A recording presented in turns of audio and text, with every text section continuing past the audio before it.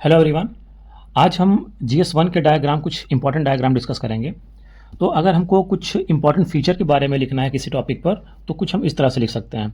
जैसे बुद्धिज्म के फीचर हैं, गॉड को इन्होंने ना तो एक्सेप्ट किया और ना ही रिजेक्ट किया। वर्णा सिस्टम को इन्होंने कंडेम किया। साउल को एक्सेप्ट इन्होंने नहीं किया और वेदा की अथॉरिटी को क्वेश्चन किया। तो ये चार इंपॉर्टेंट फीचर्स हैं, तो इनको हम इस तरह से लिख सकते हैं, देखने में अच्छा लगेगा।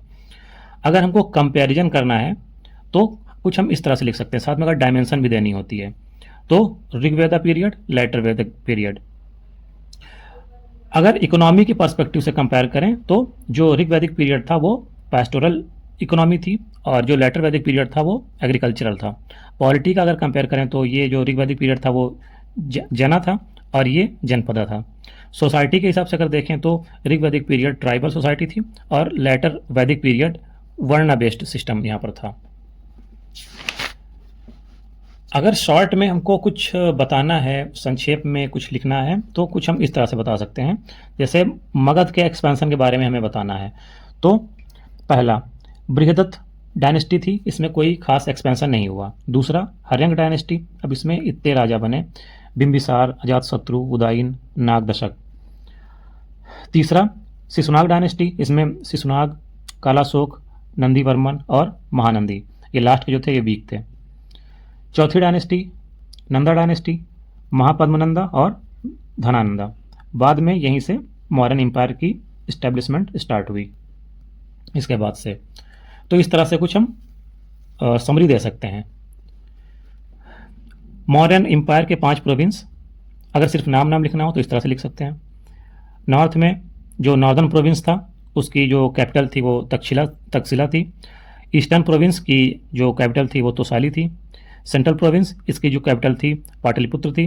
सदर्न प्रोविंस इसकी जो कैपिटल थी वो सुरवनगरी थी और वेस्टर्न प्रोविंस इसकी जो कैपिटल थी वो उज्जैन थी।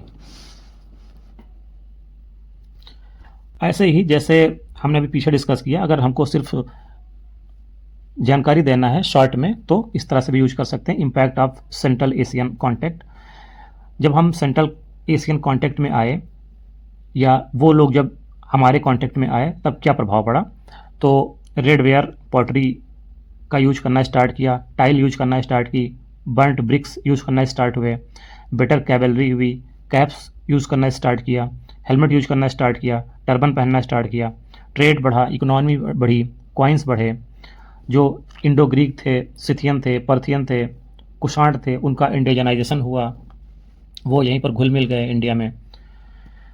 इसी तरह से अगर हमको सिर्फ नाम ही बताना है तो 3 जेवल ऑफ जैनिज्म, तो right faith, right knowledge, right conduct, सम्यक ज्ञान, सम्यक चरित्र, सम्यक दर्शन। 5 रूल ऑफ जैनिज्म, ये भी इसी कॉन्सेप्ट पर है। सत्य, अहिंसा, अस्तेय, अपरिग्रह, ब्रह्मचर्य। रोमन आर्ट का गांधार आर्ट पर कैसे प्रभाव पड़ा, तो टेक्निक्स के जरिए प्रभाव पड़ा, रियलिज्म के जरिए प्रभाव पड़ा, मटेरियल के जरिए प्रभाव पड़ा और आइकोनोग्राफी के जरिए प्रभाव पड़ा। तो इस तरह से हमने कुछ डिस्कस कर लिया है GS1 में। ऐसे ही और GS1 को भी हम और आगे बढ़ाएंगे। तब तक के लिए जुड़े रहिए।